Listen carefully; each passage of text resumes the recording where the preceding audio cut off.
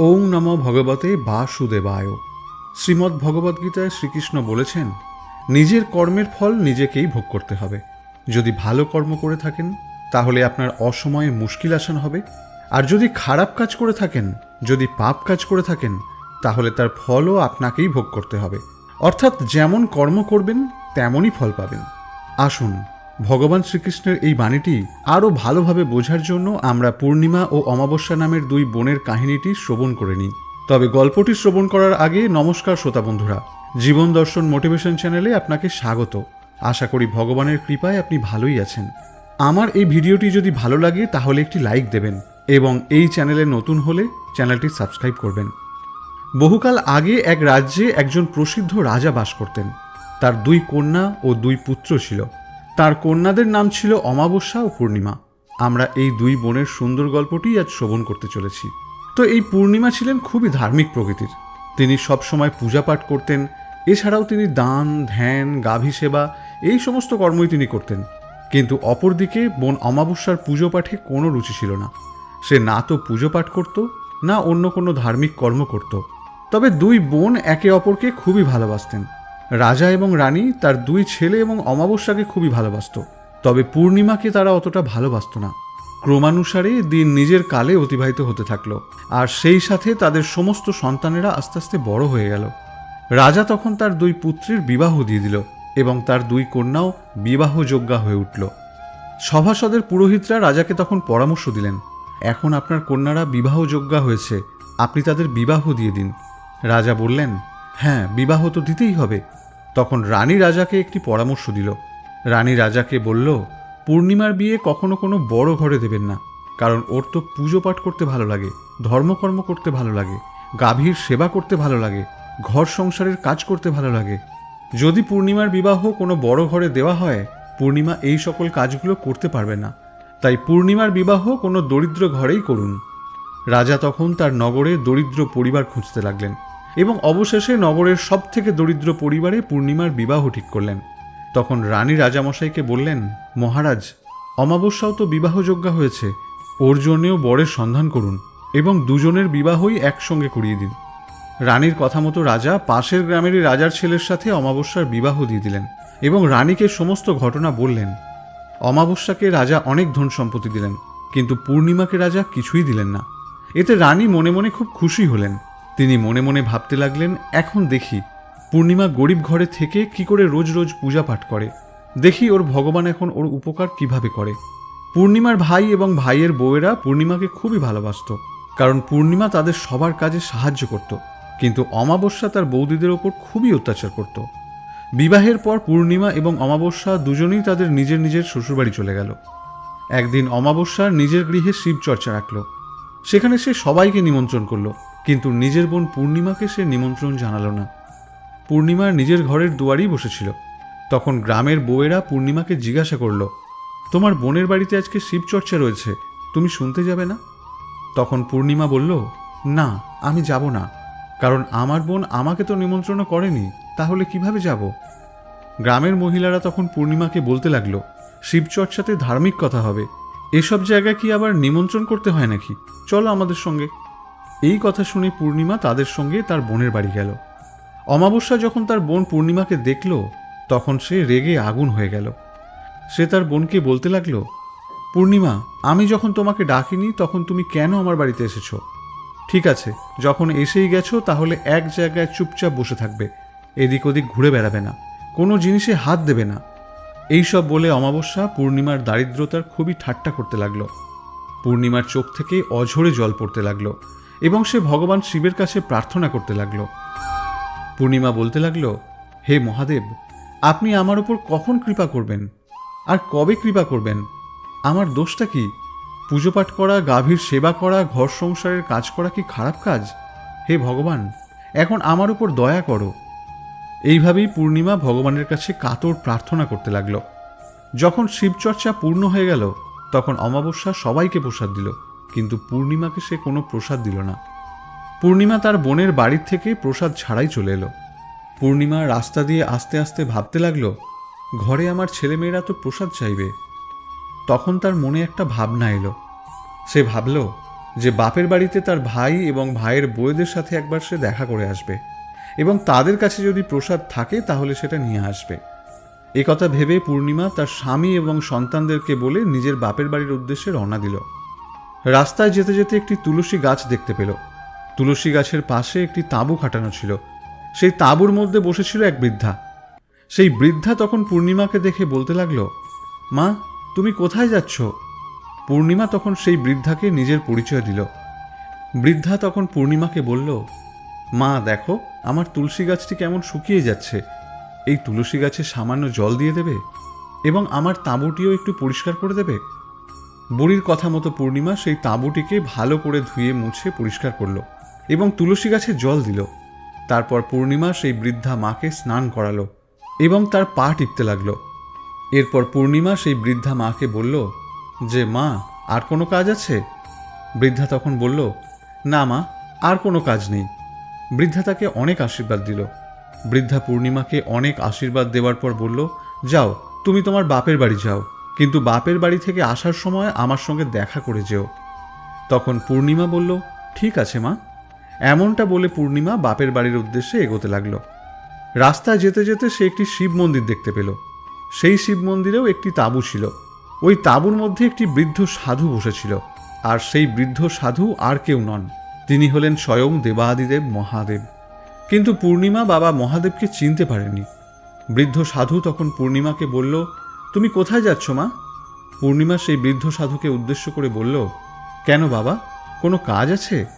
তখন বৃদ্ধ সাধুটি পূর্ণিমাকে বলল, হ্যাঁ, আমার তাঁবুটা একটু পরিষ্কার করে দিয়ে যাবে, আর মন্দিরটাও একটু ধুয়ে দিয়ে যেও, অপরিষ্কার হয়ে গেছে। এই কাজগুলি হয়ে গেলে আমার স্নানের জন্য 2 বালতি জল ভরে দিও। এতটুকু করে দিলে আমার খুব উপকার হবে মা।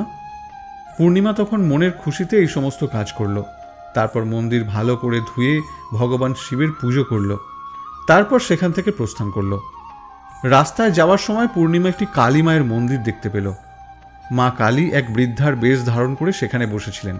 বৃদ্ধা তখন পূর্ণিমাকে জিজ্ঞাসা করল, মা, তোমার নাম কি? পূর্ণিমা তখন সেই বৃদ্ধাকে নিজের নাম বলল। তখন সেই বৃদ্ধা পূর্ণিমাকে বলল, এখানে সবাই আসে আর পূজা পাঠ করে চলে যায়, কিন্তু কেউ মন্দির পরিষ্কার করে না। দেখো, মন্দিরটা অপরিষ্কার হয়ে গেছে, একটু মন্দিরটা পরিষ্কার করে দেবে মা? পূর্ণিমা তখন বলল, হ্যাঁ মা, এখনই করে দিচ্ছি। তারপর পূর্ণিমা সেই মন্দিরকে ভালো করে পরিষ্কার করল এবং মা কালীর সুন্দর করে শৃঙ্গার করে দিল। তারপর সে বিধিবদ্ধভাবে মা কালীর পুজো করল এবং সেই বৃদ্ধা মাকে স্নান করিয়ে পরিষ্কার করে তাকে সেবা যত্ন করে সেখান থেকে এগিয়ে গেল। কিছুক্ষণ যাওয়ার পর পূর্ণিমা একটি নদী পেল এবং সেই নদীর পাশেও এক বৃদ্ধা মা বসেছিল। সেই বৃদ্ধা মা আর কেউ নন, তিনি হলেন স্বয়ং মা গঙ্গা। তিনি পূর্ণিমাকে জিজ্ঞেস করলেন, মা, তোমার নাম কি? তখন পূর্ণিমা নিজের নাম বলল আর বৃদ্ধাকে জিজ্ঞেস করল, মা, আমি কি তোমার কোনো কাজ করে দেব? তখন সেই বৃদ্ধা বলল, দেখো, এখানে সবাই আসে, স্নান করে আর চলে যায়, কিন্তু ঘাটটা কেউ পরিষ্কার করে না। তুমি এই ঘাটটাকে একটু পরিষ্কার করে দেবে? তখন পূর্ণিমা সেই গঙ্গার ঘাটটি ভালো করে পরিষ্কার করে দিল। তখন বৃদ্ধা মা পূর্ণিমাকে অনেক আশীর্বাদ করল। পূর্ণিমা তারপর বাপের বাড়ির উদ্দেশ্যে নৌকায় চেপে রওনা দিল। পূর্ণিমা যখন নৌকায় উঠল তখন দেখল নৌকাতে ফুল ছড়ানো রয়েছে। পূর্ণিমা ফুলের নৌকায় বসে নিজের বাপের বাড়ি পৌঁছালো। পূর্ণিমার ভাই এবং বৌদিরা তাকে দেখে খুব খুশি হলো। তার ভাইরা পূর্ণিমাকে খুব আদর যত্ন করল। তারা একসঙ্গে মিলে অনেক কথা বলল। সকালে যখন পূর্ণিমা তার নিজের গৃহে ফেরার জন্য প্রস্তুতি নিচ্ছিল তখন তার বৌদি তাকে একটি লাল শাড়ি দিল। তার বৌদি পূর্ণিমাকে বলল যে, তুমি এখন এই শাড়িটি পরো, আর এতদিন পর পর কেন আসো? এরপরে একটু তাড়াতাড়ি এসো আমাদের কাছে। তখন পূর্ণিমা বলতে লাগলো, ঠিক আছে বৌদি, তুমি যখন আমাকে ডাকবে আমি তখনই চলে আসব। এরপর পূর্ণিমা সেই লাল শাড়িটি পরে খুব সুন্দর করে সাজল। তার বৌদিরা তাকে অনেক কিছু দিল, অনেক ধন সম্পত্তি দিল। তারপর পূর্ণিমা তার ভাই এবং বৌদিদের কাছে আজ্ঞা নিয়ে সেখান থেকে প্রস্থান করল। ফেরার সময় তাকে ওই একই পথেই ফিরতে হবে। যেতে যেতে পূর্ণিমাকে সেই নদীটা পার করতে হবে। পূর্ণিমা দেখল নদীর পাশেই নৌকা বাঁধা রয়েছে। পূর্ণিমা সেই নৌকায় বসে নদী পার করল। নদী পার করার সময় পূর্ণিমা সেই বৃদ্ধা মাকে দেখতে পেল, যে নদীর পাশে বসেছিল। বৃদ্ধা মা তখন পূর্ণিমাকে বলল, কি নিজের বাপের বাড়ি থেকে ঘুরে চলে আসলি মা? পূর্ণিমা বলল, হ্যাঁ মা, চলে আসলাম। পূর্ণিমাকে তখন সেই বৃদ্ধা একটি থলে দিল আর বলল, মারে, এই থলেটা তোর সঙ্গে নিয়ে যা। দেখ তো কত ভারী, আমি এটা এখানে কোথায় রাখবো বলতো? আর শোন, এই থলেটা রাস্তায় খুলিস না, ঘরে গিয়ে তারপরেই খুলিস।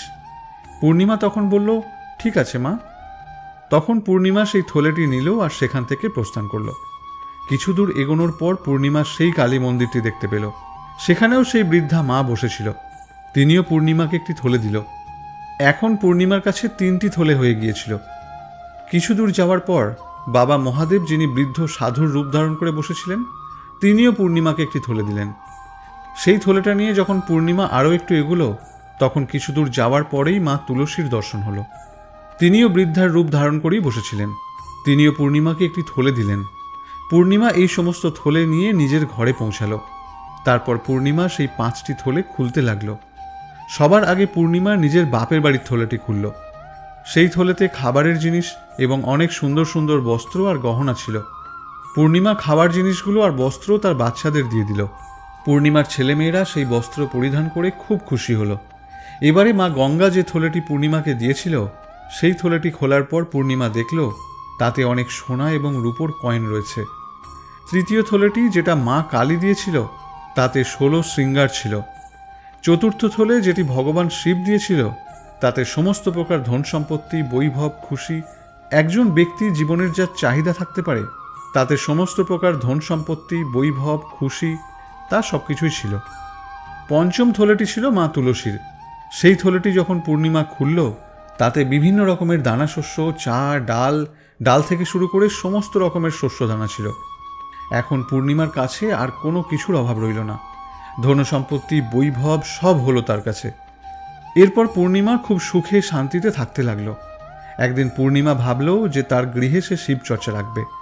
পূর্ণিমা তার গৃহে শিবচর্চা রেখে গ্রামের সমস্ত ব্যক্তিদের নিমন্ত্রণ করল। পূর্ণিমা তখন নিজের বোন অমাবস্যার গৃহে গিয়েও নিমন্ত্রণ করল। এবার যখন অমাবস্যা পূর্ণিমার গৃহে শিবচর্চা শুনতে এলো, তখন পূর্ণিমার অবস্থা দেখে তার চোখ বিস্ফারিত হয়ে গেল। সে দেখল পূর্ণিমার গৃহে ধন সম্পত্তির কোনো অভাবই নেই। অমাবস্যা তখন পূর্ণিমাকে জিজ্ঞেস করল, তোমার গৃহে এত ধন সম্পত্তি এলো কোথা থেকে? তখন পূর্ণিমা বলতে লাগলো, দেখো বোন, তুমি যখন শিবচর্চা রেখেছিলে তখন আমাকে ডাকোনি, তাও আমি তোমাদের বাড়ি গিয়েছিলাম, কিন্তু তুমি তাও আমাকে প্রসাদ দাওনি।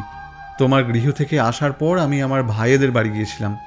ভাইয়ের বাড়ি যাওয়ার পথে তার সঙ্গে যা যা ঘটনা ঘটেছিল, পূর্ণিমার সমস্ত ঘটনাই অমাবস্যাকে বলল। অমাবস্যা তখন বলল, আমিও যাব বাপের বাড়ি, আর তুমিও আমার সাথে সেই একই ব্যবহার করো যেটা আমি তোমার সাথে সেদিন করেছিলাম। কিন্তু পূর্ণিমা বলল যে, বোন, এটা ভগবানের প্রসাদ, আমি তো সবাইকেই দেব। কিন্তু তাও অমাবস্যা প্রসাদ নিল না। তারপর সে নিজের ঘরে গিয়ে নিজের স্বামী এবং সন্তানদের বলে নিজের বাপের বাড়ির উদ্দেশ্যে রওনা দিল। রাস্তায় যেতে যেতে তার সেই তুলসী মায়ের সঙ্গে সাক্ষাৎ হলো। তখন তুলসী মা অমাবস্যাকে বলল, মারে, এই তুলসী গাছে একটু জল দিয়ে দে আর এই তাঁবুটা একটু পরিষ্কার করে দে। তখন অমাবস্যা বলতে লাগলো, এই বুড়ি, তুই কি পাগল হয়েছিস? আমি এত দামি শাড়ি পরে রয়েছি, তোর এই সব কাজ করলে আমার শাড়ি নোংরা হয়ে যাবে না? আমি এসব কিচ্ছু করতে পারবো না। এ কথা বলে অমাবস্যা চলে গেল। কিছু দূর যাওয়ার পর তার সাথে বাবা মহাদেবের সাক্ষাৎ হলো, যিনি এক বৃদ্ধের বেশ ধারণ করে বসেছিলেন। তিনিও অমাবস্যাকে মন্দির পরিষ্কারের জন্য বললে অমাবস্যা বাবা মহাদেবকেও একই কথা বলে চলে গেল। তারপর যখন মা কালীর সঙ্গে সাক্ষাৎ হলো, তখন অমাবস্যা মা কালীকেও একই কথাই বলল। তারপর যখন মা গঙ্গার সাথে সাক্ষাৎ হলো, তখন মা গঙ্গাকেও সেই একই কথাই বলল। তারপর যখন অমাবস্যা নৌকায় বসলো, তখন নৌকার ভিতর কাঁটা বিছানো ছিল। সেই কাঁটার আঘাতে অমাবস্যার পা কেটে গেল।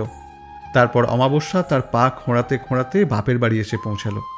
বাপের বাড়িতে যখন তার বৌদিরা অমাবস্যাকে দেখল, তখন তারা মনে মনে অসন্তুষ্ট হলো আর বলতে লাগলো, এ আবার কোত্থেকে চলে আসলো? পূর্ণিমার কাছে তো কিছুই ছিল না, তাই ওকে সব কিছু দিয়েছিলাম, কিন্তু এর কাছে তো সবই আছে, আর যখন এসেই গেছে তখন তো একে বসতে দিতেই হবে। কী বা করবে? এসেছে যখন, তখন তো সারাদিন আমাদের খাটিয়েই মারবে। সেদিন অমাবস্যা তার বৌদিদের দিয়ে অনেক কাজ করালো। এরপর রাত্রে অমাবস্যা ঘুমিয়ে পড়ল। সকাল হতেই যখন অমাবস্যা নিজের বাড়ির উদ্দেশ্যে রওনা দিতে গেল, তখন বলল, বৌদি, আমি বাড়ি যাচ্ছি। এই শুনে বৌদিরা বলল, ঠিক আছে, ভালো থেকো অমাবস্যা। তখন সে বৌদিদেরকে বলল, বৌদি, পূর্ণিমাকে তো তোমরা এত কিছু দিয়েছিলে, আমাকে কিচ্ছু দিলে না তো। তখন বৌদিরা বলল, যাও, তোমার ঘরেও থলে পৌঁছে যাবে।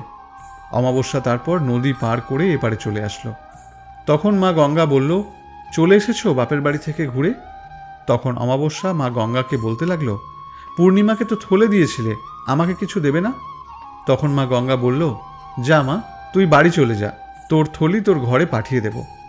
একই কথা মা কালী, বাবা মহাদেব এবং মা তুলসীও বলে দিল। অমাবস্যা বাড়ি ফিরে দেখল তার উঠানে 5টি থলে রাখা আছে। যখন অমাবস্যা সেই প্রত্যেকটি থলে খুলতে লাগলো, তখন সে দেখল যে প্রত্যেকটি থলি থেকে এক এক ভয়ঙ্কর জিনিস বেরোচ্ছে। কোনো থলেতে ছিল মাটি, কোনো থলেতে ছিল ইট, পাথর, বালি, আর কোনো থলেতে ছিল ভয়ঙ্কর সাপ, কাঁকড়া, বিছা, এইসব। অমাবস্যা তখন মাথা ঘুরতে লাগলো আর বলতে লাগলো, হে ভগবান, আমি তো বাপের বাড়ি থেকেও কিছু পেলাম না, আর বাকি থলি থেকেও কিছু পেলাম না। তারপর অমাবস্যা দৌড়ে পূর্ণিমার বাড়ি গেল আর বলতে লাগলো, তুই তো এত কিছু পেলি, আর আমি কিছুই পেলাম না। তখন পূর্ণিমা অমাবস্যাকে বলল, অমাবস্যা, আমি যখন বাপের বাড়ি যেতাম তখন আমার বৌদিদের সেবা করতাম, তাদের হাতে হাতে কাজ করে দিতাম, সাহায্য করতাম, আর তুমি তো তাদের কখনো কোনো সাহায্যই করনি, উল্টে তাদেরকে সবসময় খাটিয়েছ। তাহলে বৌদিরা তোমাকে কি দিত? যা দিয়েছে এটাই তোমার প্রাপ্য ছিল।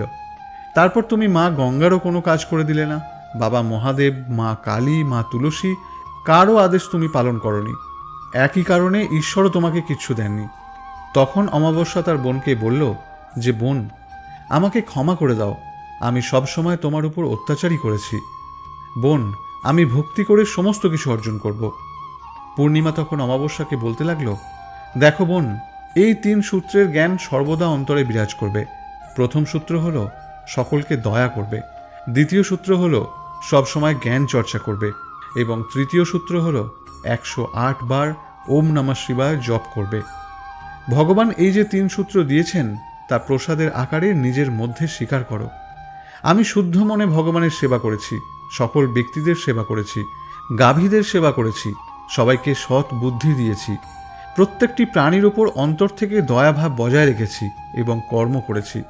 যে ব্যক্তি নিজের জীবনে দয়া, মায়া এবং ভক্তি আর কর্মকে স্থান দিতে পারে, সেই ব্যক্তি জীবনে কখনো দরিদ্র থাকে না। প্রিয় শ্রোতা বন্ধুরা, আজকের এই জ্ঞানবর্ধক কাহিনী থেকে আপনারা কি শিক্ষা পেলেন তা অবশ্যই কমেন্ট করে আমাদের জানাবেন। ভিডিওটি ভালো লাগলে ভিডিওটিতে একটি লাইক করবেন, পারলে ভিডিওটি শেয়ার করবেন, আর চ্যানেলটি সাবস্ক্রাইব করবেন। ফিরে আসছি নতুন কোনো ভিডিও নিয়ে। ততক্ষণ পর্যন্ত সকলে ভালো থাকবেন, সুস্থ থাকবেন। নমস্কার।